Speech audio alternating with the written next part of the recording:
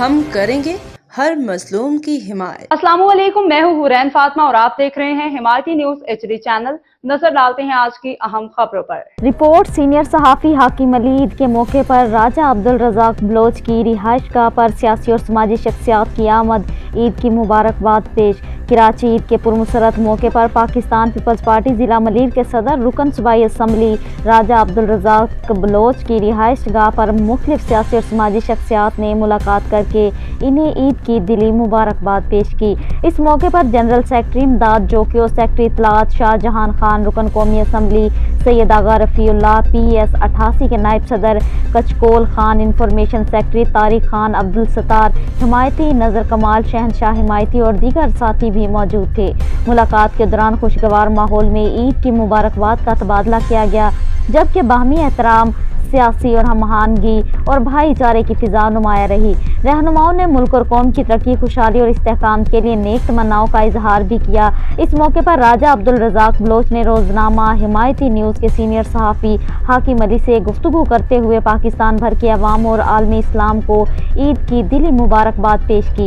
इन्होंने कहा कि ईद खुशियों, मोहब्बत और भाईचारे को फ़रोग़ देने का पैगाम देती है। इन्होंने मज़ीद कहा कि मौजूदा हालात में ईरान और दीगर मुस्लिम ममालिक पर जो भी जुल्म और सितम हो रहे हैं, अल्लाह ताला से दुआ है कि तमाम मजलूम मुसलमानों की मदद फरमाए और आलमे इस्लाम में अमन और इस्तेहकाम अता करे। आप देख रहे हैं न्यूज़, हमेशा हिमायत करता रहा, मजलूम को आवाज़ उठाता रहा। आज भी मौजूद हो अब्दुल रज़ाक की राशगाह पर। आज ईद का दूसरा दिन भी है जब लोग यहाँ जो डिस्ट्रिक्ट जिला के मलीर के हैं वो ईद मुबारक देने के लिए राजा अब्दुल रज़ाक के फार्म हाउस पे पहुँचे हुए हैं।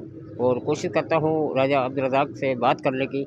हमारे से ज़्यादा अब्दुल रज़ाक से जानते हैं तो पहले तो उसको ईद मुबारक देंगे। अस्सलाम वालेकुम सर। वालेकुम सलाम। आपको ईद मुबारक हो।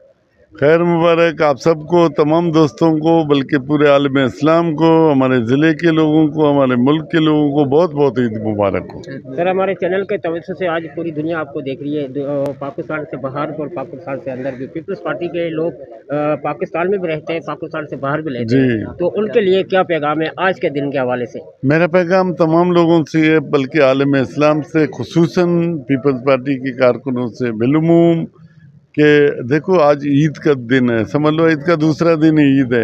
ईद हम मुसलमानों के लिए एक बहुत ही रहमत, अमन और सलामती वाला पैगाम देता है। जहाँ भी रहें खुश रहें, अमन से रहें, सलामती से रहें और अपने दीन के लिए और अपने इस्लाम के लिए, और फिर उसके बाद जो है अपने सियासत के लिए और पाकिस्तान पीपल्स पार्टी के लिए काम करें और अपने नज़रिए को मजबूती से पकड़ के रखें, ताकि हम इस मुल्क में एक अमन और बेहतरी और भाईचारे का निज़ाम कायम कर सकें। सर, हमारे यहाँ अभी एक सवाल और पूछूंगा कि ईरान की और अफगानिस्तान की जंग हो रही है और पेट्रोल डीजल भी हमारे पाकिस्तान में महंगा हो रहा है, तो उसके बारे में क्या कहोगे?